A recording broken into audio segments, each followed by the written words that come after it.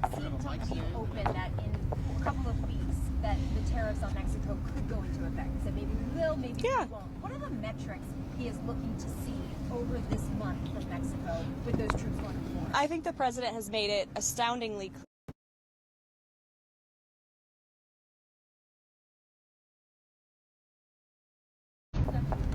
Guys, Caroline. The president seemed to be open that in a couple of weeks that the tariffs on Mexico could go into effect. He said maybe we will, maybe we won't.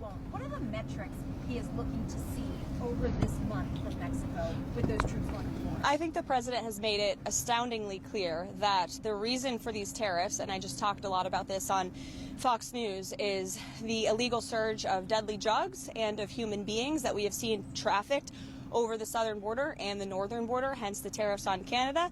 And so the president is making it very clear to both Canada and Mexico that the United States is no longer going to be a dumping ground for illegal deadly drugs and illegal human beings. And you saw President Sheinbaum already conceding in putting 10,000 troops, permanent troops, I would add, not temporary, Mexican soldiers on the southern border to deter some of that illegal migration. So the president will continue to have these negotiations. I won't get ahead of him. He's also going to make sure that Secretary Bessent, soon to be Secretary Lutnick, and Secretary Rubio are deeply involved in these negotiations as well. Steve. Sure. Well, he said in the Oval Office it'll happen in the next couple of days. I don't have a schedule yet, but I can check with NSC and let you guys know. And we'll obviously provide a readout of that call either via White House statement like we do or via Truth Social like we do sometimes as well. Caitlin. Can you confirm that Elon Musk is a special government employee? Yes. What kind of security clearance does he have? I can confirm he's a special government employee. I can also confirm that he has abided by all applicable federal laws. As for his security clearance, I'm not sure, but I can check back with you. Did he pass a background check, do you know? I don't know about the security clearance, but I can check. And do you know about anyone who's on his team that was at USAID this weekend or at Treasury Department, whether they also have security clearances? I don't know, but I can check on that for you. Sure. I want to ask about the hostage deal. We saw people coming out of Gaza alive as Trump managed to get this deal done. Yeah, that's right. And it was very emotional for people in Israel. Prime Minister Netanyahu is coming here tomorrow. He might not want to go through with the second phase of the deal. What do you think President Trump would like to happen?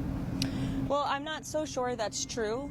The ceasefire was extended because of the work of President Trump and his presidential envoy, Steve Witkoff, who has proven to be an incredibly effective negotiator. And the president and this entire administration are committed to having all of the hostages come home. And as you've seen, his team is working very, very hard to do that. We already saw one American hostage coming back home, and another that's one right. will be back home soon. Yes, we hope so.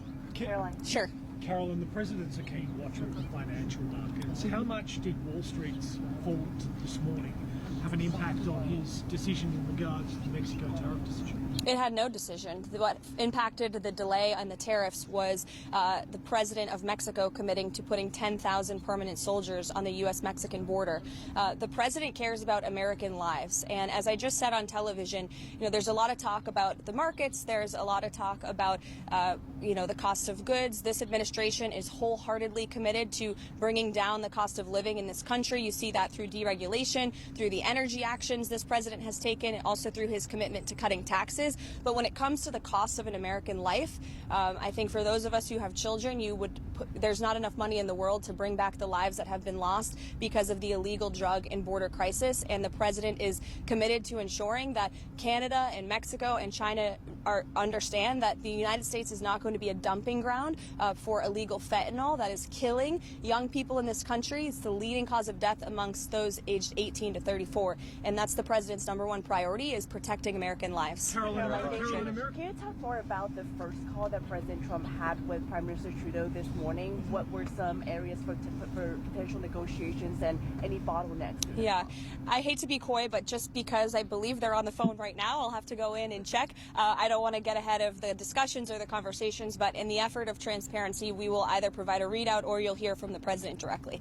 Caroline, what do you say to Americans who understand the president's negotiating strategy and understand the goals that he's trying to achieve with tariffs, but are worried they're going to get caught in the middle of this and feel the pain potentially in the short term or even long term? Well, they won't get caught in the middle if they just comply with what the United States is asking for, which are very simple measures to work with us when it comes to border security, to cooperate with the repatriation of their nation's citizens. You saw President Trump effectively utilize tariffs when he was negotiating with Colombia last weekend as well. Ultimately, they conceded and agreed to the deportation flights that many of them have landed in the last week. Karen. Do you know if Mr. Musk took the same oath that you and other senior advisors to the president took about adhering to the Constitution, following the law? Do you know if he took that oath? I don't know the answer to that question, but like I told Caitlin, I can get back to you guys on that. And do you know what expertise he has in the areas of global health or humanitarian aid to be able to assess what's happening at USAID? Well, first of all, Elon Musk is a once-in-a-generation business leader. He is an entrepreneur. He serves as a great ally and a friend to the president. And I think Elon Musk also has a little bit of common sense. And I think the American people really appreciate that when it comes to the federal government, because it seems like all common sense has been lost in this city.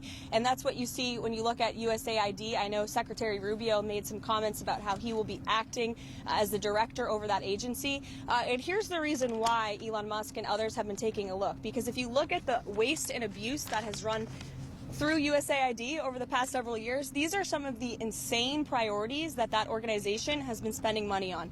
$1.5 million to advance DEI in Serbia's workplaces, $70,000 for a production of a DEI musical in Ireland, $47,000 for a transgender opera in Colombia, $32,000 for a transgender comic book in Peru. I don't know about you, but as an American taxpayer, I don't want my dollars going towards this crap, and I know the American people don't either, and that's exactly what Elon Musk has been tasked by President Trump to do, to get the fraud, waste, and abuse out of our federal government. Thank you, guys.